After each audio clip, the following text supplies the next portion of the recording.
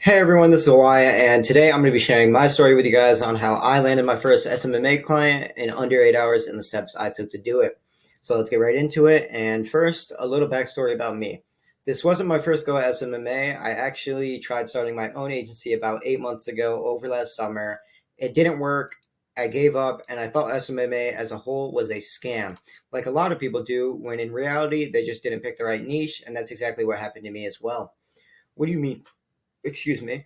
What do you mean it was the niche? What I mean is, if your niche doesn't resonate with you, you are going to fail. When I first started, I actually have a story to tell about picking the wrong niche. I went into the niche of health and skincare products, and my thought process was that, well, the average ticket price is good, so it's going to make me a lot of money, right? Well, I couldn't have been more wrong.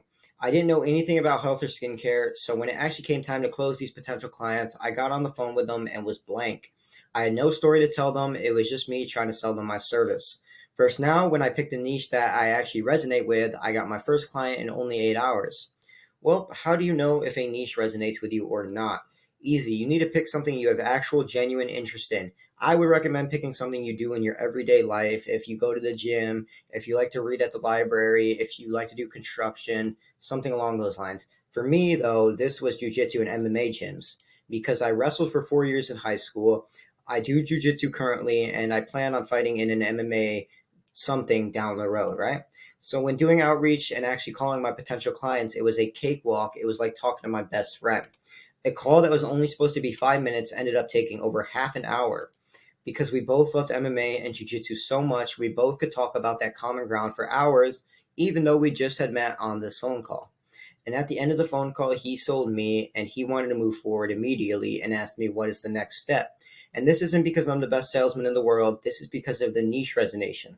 It was me telling a story. It was me telling my story, and he was sold on my story versus my service.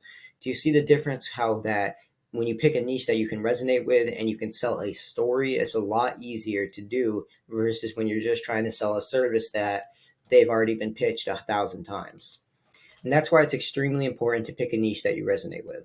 For you, this could be multiple different things. When picking it, just don't go into it like I did, thinking that the high average ticket price equals a good niche, because it could be further from the truth. And Dylan Wilson, another agency owner and friend of mine, actually has a great video with an actual equation on how to find a niche with good potential and resonation. I highly recommend that you go check out his video as well to learn that equation, and I'll leave a link in the description below. And after you have picked a niche that resonates with you, that's only the first step. The second thing is when doing your outreach, you want to leave a genuine, not flattering comment on one of their posts, as well as tell a story that connects the post to you. This is a lot easier to do too when you pick a niche that resonates with you. As human beings, we can easily tell when we are being flattered, right? Versus when someone is being genuine. I'm sure you all have had that instance where someone has came up to you, given you a compliment, and it was kind of like you could tell that that compliment wasn't sincere. That's flattery. Versus when someone's being genuine with their compliment, you can also automatically tell, right? And if a potential client sees this, they're just going to know right away that you're trying to sell them something in DMs, which is instant sales resistance before we've even spoken to them, right? And that's horrible. Well, what I mean versus genuine versus flattering. Let me give you an example. So the post is a picture of a group of kids learning how to play guitar, all smiling at guitar school, right? Here's an example of a flattering comment. These kids are having so much fun learning guitar. Could you please check DMs? I think anyone that reads this can tell that you just want to sell me something in DMs. It was made in about maybe 1 second, and it's probably a copy and paste message, right? So let's fix it and make it a genuine and tell a story.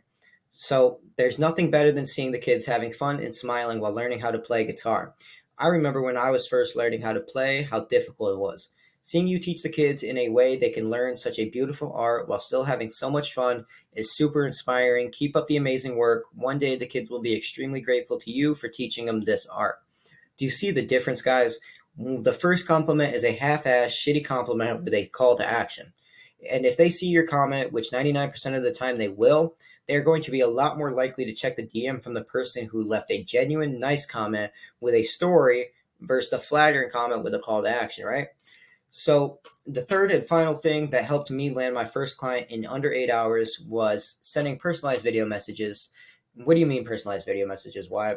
What I mean is after your potential client messages you back showing interest, send them a video of you talking into the camera. Okay, not just any video of you talking into the camera, but a video that tells them who you are and what your story is, as well as excuse me, as well as asking them if you can give them a quick call, aka the discovery call. You might ask, what is this going to do?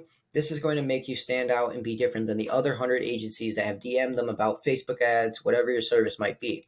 This is going to put a face that they can connect this DM to rather than just another person in their DMs, hundreds of people, just messages, right? Robots, essentially. This builds trust, which is the most important thing when you're getting a client to sign with you. Without trust, no potential client is even going to want to move forward or get on a call with someone they don't trust. And this video message is going to kind of just start to build that trust slowly but surely, right? And now you might be someone like me who is shy and doesn't like to show their face, especially to new people and especially to new random people. Well, I'm telling you right now, as someone who was a shy gamer before, you need to lose that fear immediately. It probably took me 100 tries of sitting there recording myself to finally get one I was comfortable sending to my first client. Like, I'm not kidding. I sat there recording myself with my phone like this, looking like an idiot, talking like an idiot, sounding like an idiot, probably well over 100 times. But so the how do you get over this fear is you just do it. Once you do it a couple of times, or for in my case 100 times, it becomes second nature, right? Just like anything, practice makes perfect. Now these are just the steps I took. Will these work for you how they work for me? Probably not. They might, but I didn't make this video with that intent. I just wanted to share my story of how I landed my first SMMA client in only 8 hours, because I made this video hoping that at the end of hearing my story, you might be able to apply the steps I took to help you land that first client. Hopefully the information in this video was more valuable than the time that I've stolen from you, but most importantly, I want all you guys to have a great day and stay blessed.